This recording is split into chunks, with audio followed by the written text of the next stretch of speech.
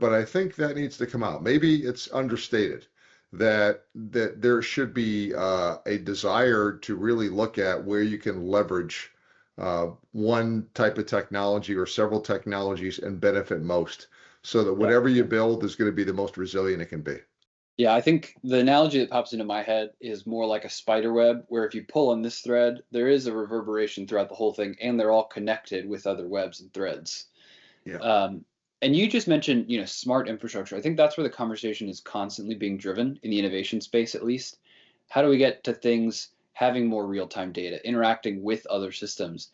And for me, that creates a question, which is new risk.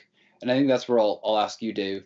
If everything is on the Internet of Things and it's all interconnected, that tells me that there's new risks between the infrastructure from a cyber standpoint. Because if somebody can shut down this system, that's in the same spider web as all these things, all of a sudden, all these things are impacted, or if not at risk, are taken down. So I think with the idea of resilience in mind, Dave, what's your idea on how to promote sort of the preventative maintenance effect in the cyber world?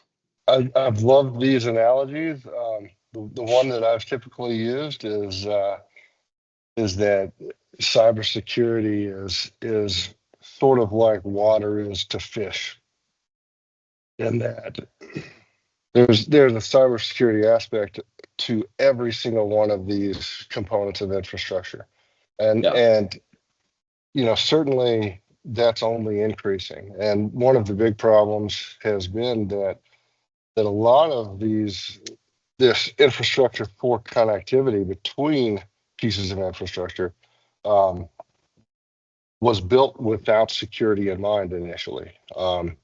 It was built in a way that did not anticipate being connected to a global network of everyone. Yeah. We've seen a lot of the impacts of that.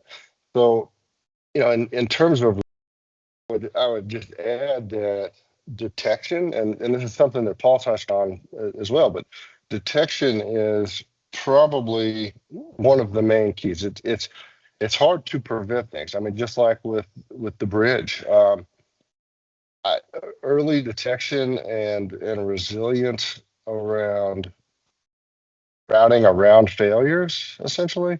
Um, if you know something is about to go out and can prepare that beforehand, even better.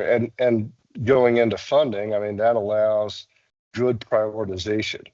So the sensors and ability to detect, I would say, are almost more important than prevention, because they tie directly into prevention and can enable smart prevention to occur.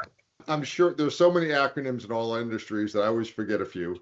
But I remember in Atlanta last year, I attended, maybe Dave, you can help me with this, a NERC-FERC conference. It was the meeting of the minds, National Energy Regulatory Nerves, yep. Commission, and the FERC was there also. And one of the agencies, I think, was providing criteria to the other agencies. So it was an interesting, again, synergistic relationship there.